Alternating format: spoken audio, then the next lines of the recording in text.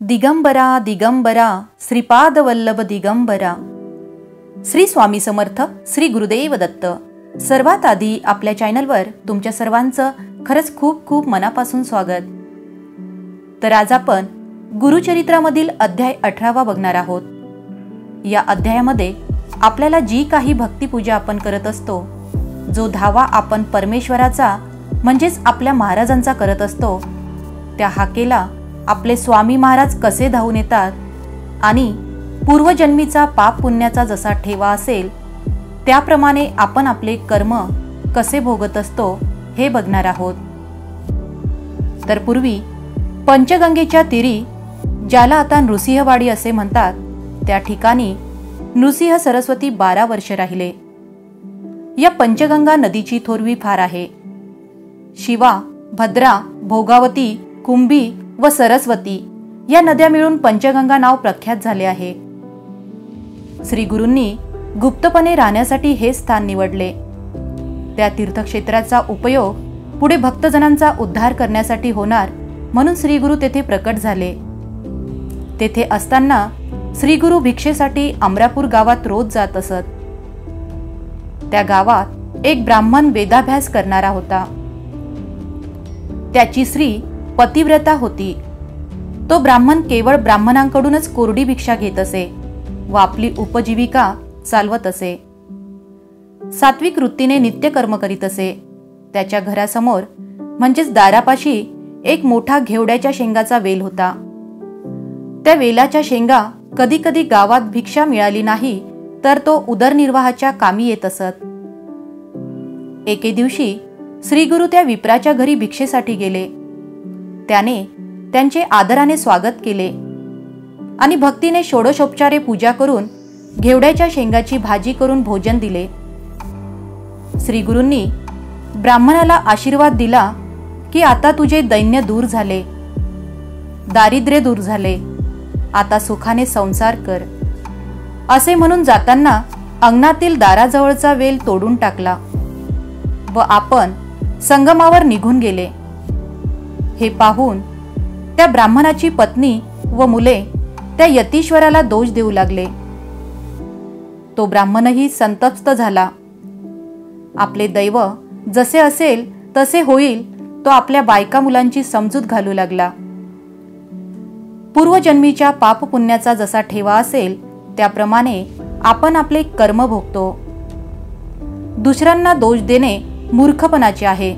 जो आपला तारक म्हणून भिक्षेसाठी आला त्याने आपला दारिद्र्यरूपी दोष नेला, तेव्हा आता तोच आपल्याला तारील. विप्राने तुटलेला वेल कृष्णेत टाकून दिला व त्या वेलाचे मूळ खोलवर गेले होते. ते काढण्यासाठी दाराजवळची जमीन खोदू लागला. वेलाचे मूळ काढताच त्याखाली त्याला एक कुंभ दिसला. तो बाहेर काढून घरात घेऊन आला. तो कुंभ उघडला असता त्याला त्या कुंभात खूप धन दिसले. ते पाहून त्या विप्राला व त्याच्या कुटुंबाला खूप आनंद झाला. यतीश्वर प्रसन्न झाले. त्यांनी आपला शब्द खरा केला. तेव्हा तो सामान्य योगी नव्हता तर ईश्वराचाच अवतार होता याची त्याला खात्री पटली. तेव्हा तो लगेच आपल्या कुटुंबासह त्यांच्या दर्शनासाठी संगमावर गेला. त्याने श्री गुरूंची पूजा केली व घडलेला सर्व वृत्तांत सांगितला. तेव्हा श्री गुरु त्याला म्हणाले, ही गोष्ट गुपित ठेव. माझे स्वरूप जर तुम्ही लोकात प्रकट केले तर ही सर्व संपत्ती नाहीशी होईल असे सांगून श्री गुरूंनी ब्राह्मणाला आशीर्वाद दिला. तेव्हा जो मनुष्य दैवहीन आहे त्याने श्री गुरूंचा आश्रय करावा, तोच त्याला पैल तीरावर नेईल. तर भाविक भक्तांनो, आता आपण श्री गुरुचरित्रामधील अध्याय 18 बघणार आहोत. श्री गणेशाय नमः. जय जयाजी सिद्धमुनी तू तारक भवारणी, सुधारस आमच्या श्रवणी पूर्ण केला दातारा.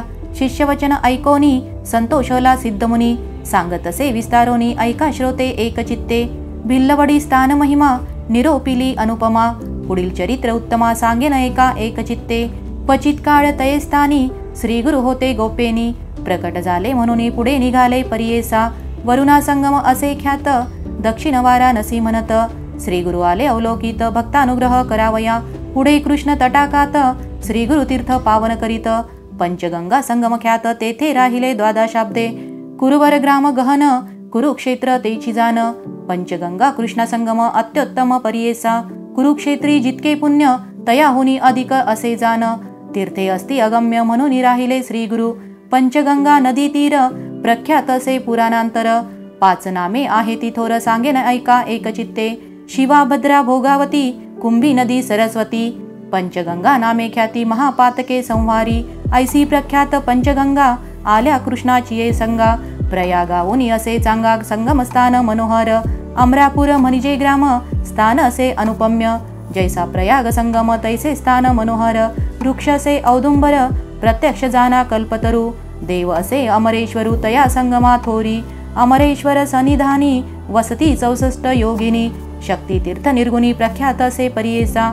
अमरेश्वर लिंग बरवे त्यासी वंदुनी स्वभावे पूजिता नरे अमर भावे विश्वनाथ तोची जाना प्रयागी करिता माग स्नाना जे पुण्य होय साधन शतगुण होय तयाहून एक स्नाने परियेसा उत्तर दिशे असे देखा वाहे कृष्णा पश्चिम मुखा शुक्ल तीर्थ नाम एका ब्रह्महत्या पापे जाती औदुंबर सानिदेसी 3 तीर्थे परियेसी एकानंतर एक अधिकेसी तीर्थे असती मनोहर कृष्णावेणी नदी दोनी पंचगंगा मिळोनी सप्तनदी संगम सगुनी काय सांगू महिमा त्याची साक्षात कल्पतरू असे वृक्ष औदुंबरू गोप्य होनी अगोचरू राहिले श्री गुरु तयास्थानी भक्तजन तारणार्थ होणार तीर्थे असे ख्यात राहिले तेथे श्री गुरुनाथ म्हणून प्रकट झाले असता पुढे वर्तमानी भिक्षा करा वया प्रतिदिनी अमरापूर ग्रामी जाती श्री गुरु परियेसा तया ग्रामी द्विज एक असे वेदाभ्यासक त्याची भार्या पतिसेवक पतिव्रता शिरोमणी सुशीळ असे ब्राह्मण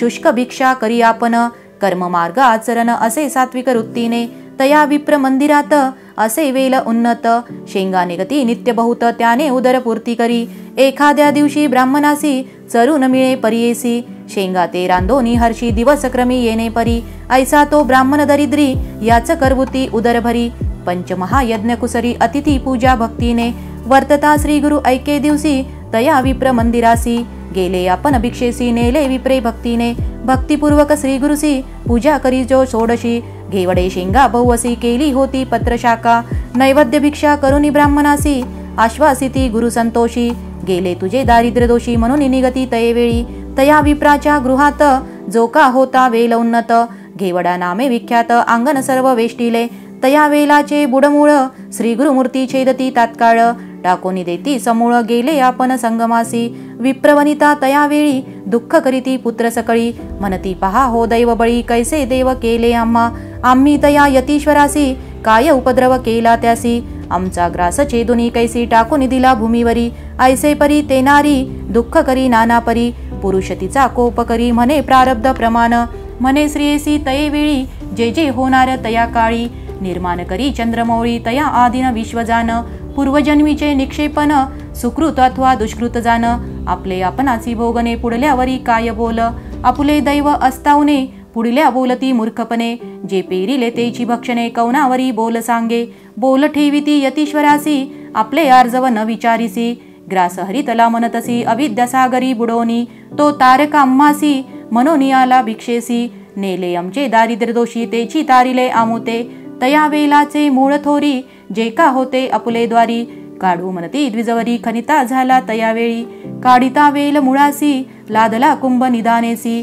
आनंद झाला बहुवसी घेऊन गेला घरात म्हणती नवल काय वर्तले यतीश्वर आम्हा प्रसन्न झाले म्हणून या वेलाचे दिले निदान लादिले आम्हासी नर नव्हे तो योगीश्वर होईल ईश्वरी अवतार आम्हा भेटला दैन्यहर म्हणती चला जाऊ दर्शनासी जाऊनी संगमा श्री गुरुसी पूजा करीती बहुवसी वृत्तांत सांगती तयासी तया वेळी परियेसा श्री गुरु म्हणती तयासी तुम्ही न सांगे कौनासी प्रकट करिता अम्मासी नसेल लक्ष्मी तुमच्या घरी ऐसे परी तया द्विजासी सांगे श्री गुरु परियेसी अखंड लक्ष्मी तुमच्या वशी पुत्र पौत्री नांदाल ऐसावर लाधोनी गेला वनिता तो ब्राह्मण श्री गुरु कृपा ऐसी जान दर्शन मात्रे दैन्य हरे सिद्ध मने नामधारकासी श्री गुरु महिमा असे ऐसी भजावे तुम्ही मनोमानसी कामधेनु तुझ्या घरी इति श्री गुरु चरित्रामृते परमकथा कल्पतौरो श्री नृसिंह सरस्वती प्राख्याने सिद्ध नामधारक संवादे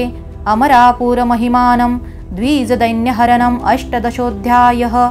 श्रीपादश्रीवल्लभनृसिंह सरस्वती दत्तात्रेयार्पणमस्तु। श्रीगुरुदेव दत्त। श्री स्वामी समर्थ महाराज की जय।